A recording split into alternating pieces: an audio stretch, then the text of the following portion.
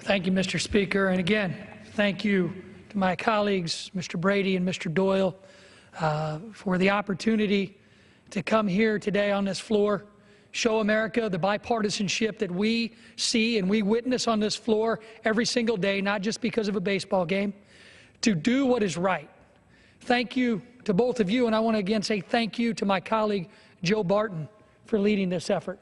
Not only leading us as the manager of our baseball team, leading us as somebody who brings their son, their 11-year-old son, to practice, to have fun, playing with a bunch of old guys who really shouldn't be playing baseball as much as we enjoy doing it.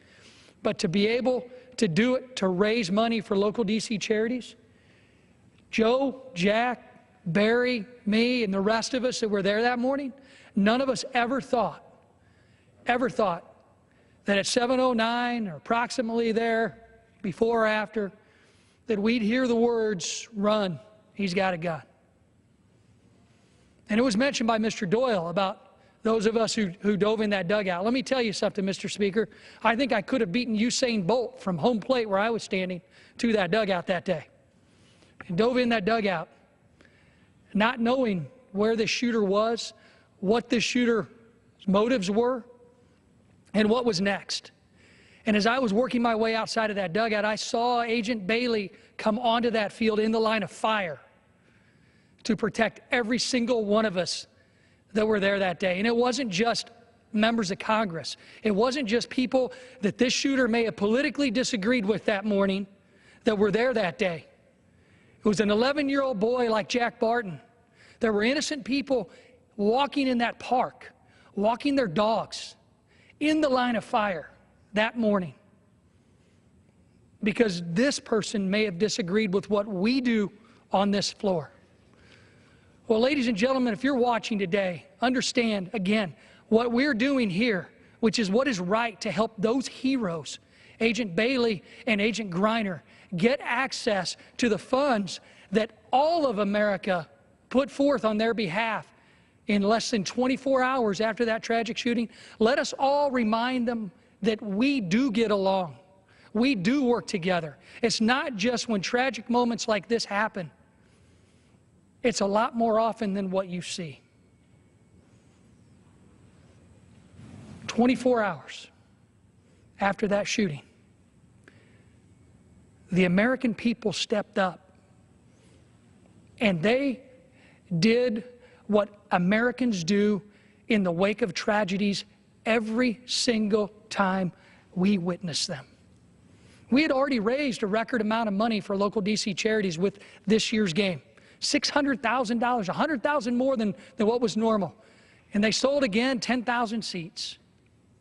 In less than 24 hours, the American people from all over this great nation raised another $900,000 to go to local D.C. charities and to the Capitol Police Officers Memorial Fund, which was added the last day. They sold also 25,000 tickets. I think that game that night, we outsold like 3 major league games in attendance. We obviously didn't play as well as they did, but we outsold them. And that shows you what America's all about. It shows you what Republicans and Democrats are all about. It shows you that in the senseless wake of a senseless tragedy, where we watched our friend lay on that field, not knowing what the outcome was going to be for Steve Scalise and his family, Matt Micah, Zach Barth, Agent Griner, Agent Bailey, those two saved the lives of everyone on that field today. Charging at gunfire is not something I ever thought I would do, and I didn't do that day. But thank God they were there, and they did. And those Alexandria police officers, the police officers I never saw arrive at that scene, thank God they were there. Because it's the heroic actions of all of those officers, especially those two that I joke with when I walk onto this House floor, when I would see them here, not knowing that we'd ever be a part of something that will bind us all together. A tragedy that happens one morning in Alexandria, Virginia, while a bunch of old guys are playing baseball. We will forever be bound by what we saw and what we witnessed that day. And there is not an hour in the day that goes by in my life that I don't think about what happened on that field that morning. The smells, the sounds, the fear that all of us experienced that day could have been, as every speaker said before, much, much worse without the heroes that ran towards gunfire, sacrificing themselves for every one of us and every innocent person in that park, in that field that day. This is why we've got to make this technical change, Mr. Speaker. We're here, we're lawmakers. We write the laws. We can change the laws. And when this fund was set up, because of the tragedy that many still in D.C. witnessed that day with Officers Gibson and Officer Chestnut, who were gunned down protecting innocent Americans in this building. This fund was set up to honor them, not knowing that years later, on today, the anniversary of that shooting, that years later, we would need to modify this bill to help two more of our heroes who are lucky and blessed enough to survive. Today, we're going to do that because of the leadership of Mr. Barton and Mr. Doyle. And let me go back to that day in 1998. I was actually a new staffer for a new member of Congress named John Shimkus. I was sitting in the district office in Springfield, Illinois, when I heard the news that shootings were happening in the U.S. Capitol. The fear as a staffer that went through me, wondering where my friend and my boss was. But I got to see it from out there.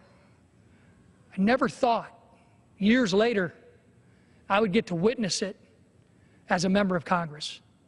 And witness it we all did, but also we learned from it, and we learned what America was all about. And today is our day in the U.S. Congress to stand up for those heroes that protected us that day and say, we're going to help you. I and my family, my kids, my wife, every family member that I was able to reach out to that morning, and all those who I weren't able to talk to, we cannot say thank you enough to Agent Griner, Agent Bailey, and the Alexandria Police Department for making sure we have the ability to make this fix.